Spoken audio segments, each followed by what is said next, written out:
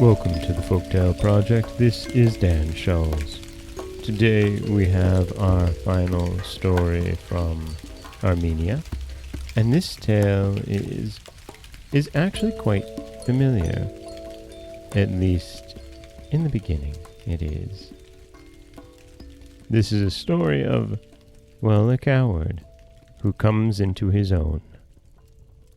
This is Dyjhicon, the Coward Hero. Dyjhicon was a poor, unfortunate fellow who had only 2 goats and a cow. His wife was an ambitious woman, and annoyed him by her frequent demands.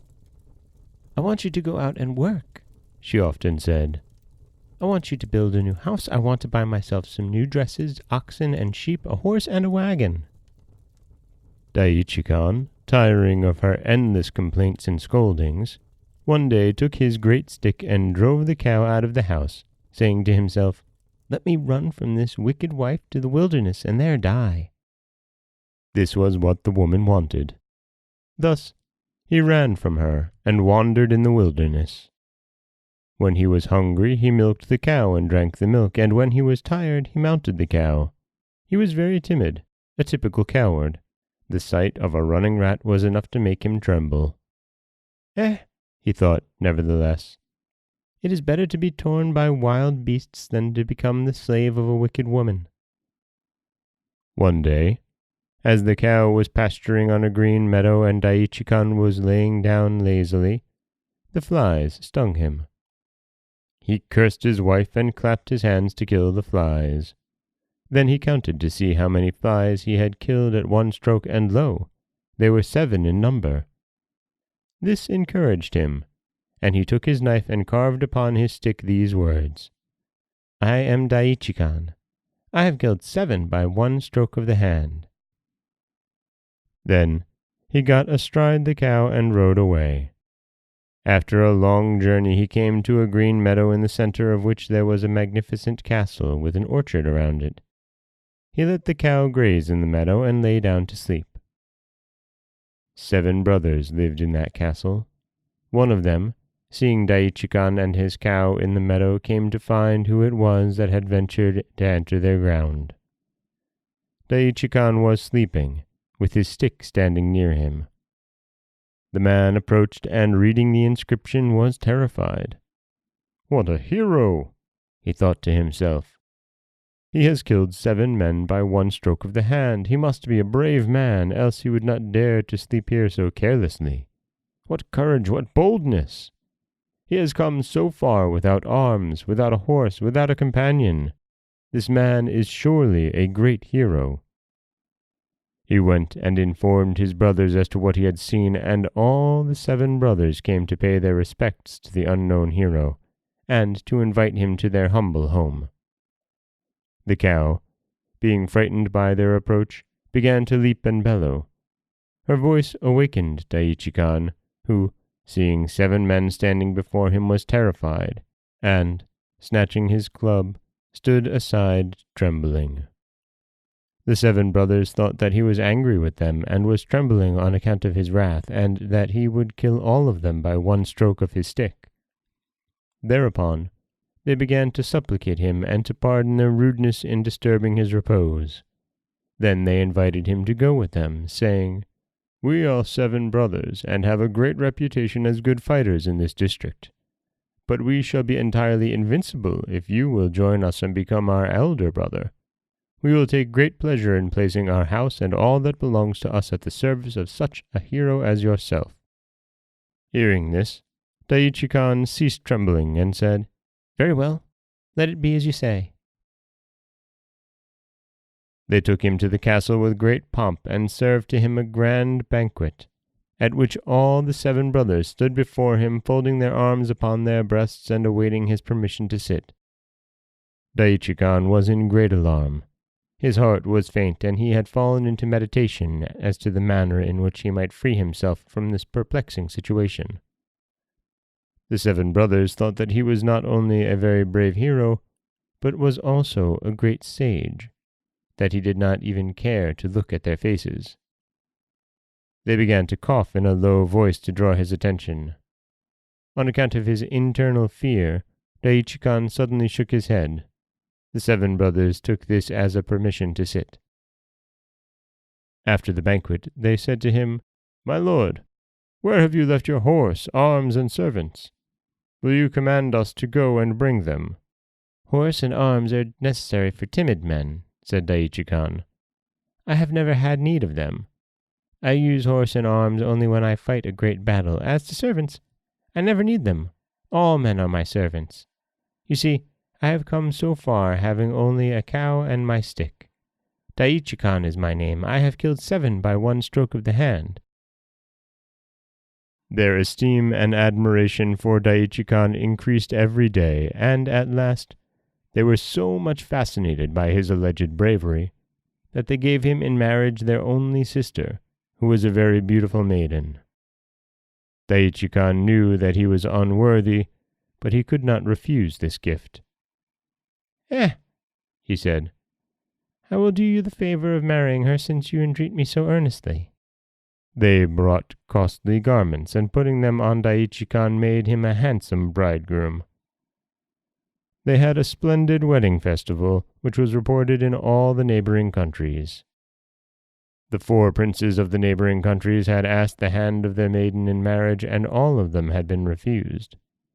Now, hearing that the maiden was given in marriage to a stranger, the 4 princes waged war upon the 7 brothers.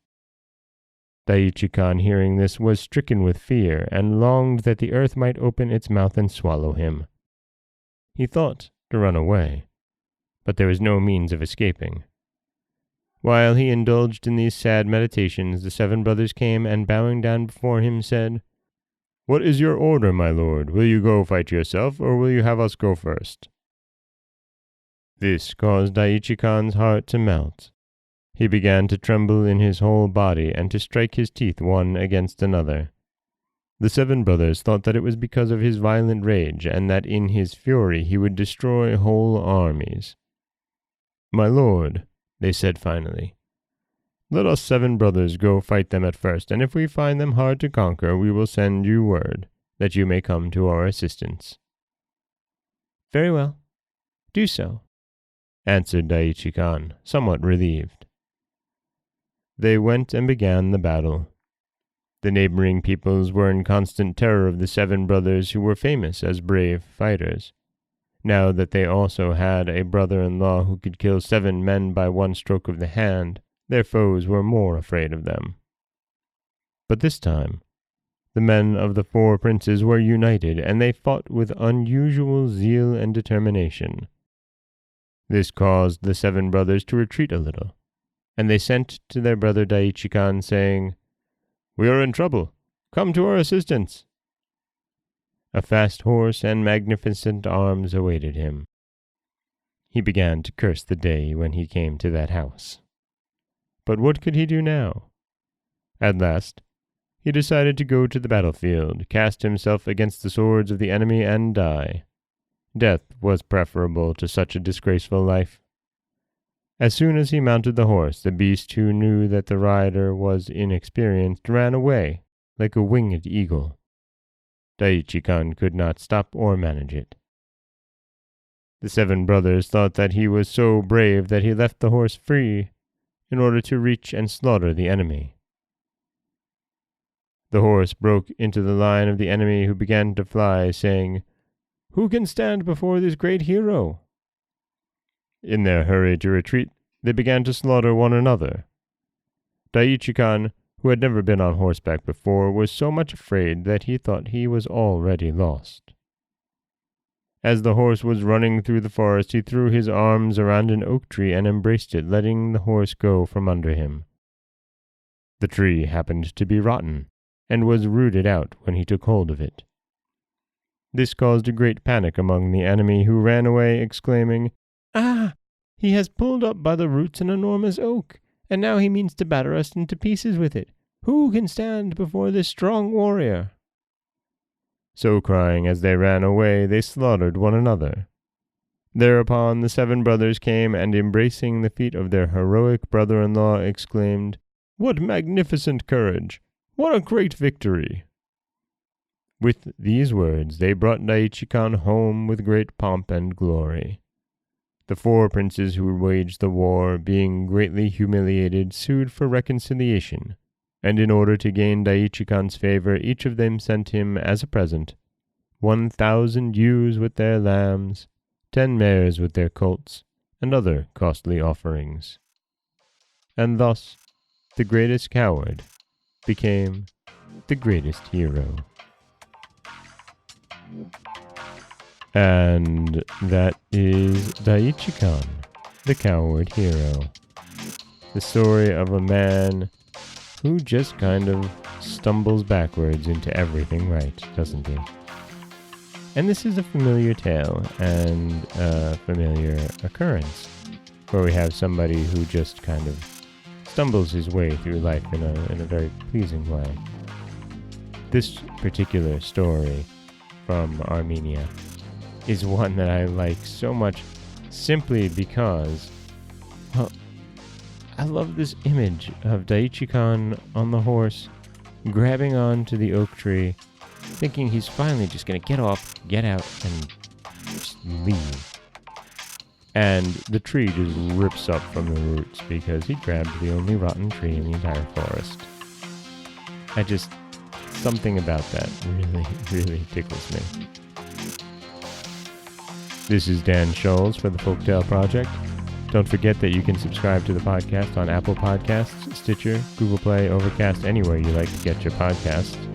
You can follow us on Twitter at Folktale Project. You can find us on Auto Radio, TuneIn Radio, iHeartRadio, Spotify, anywhere you like to listen. And you can always head over to folktaleproject.com, where you'll find a new story waiting for you every Monday, Wednesday, and Friday. Next week, we'll be back with 3 new tales. As always, thank you so much for listening.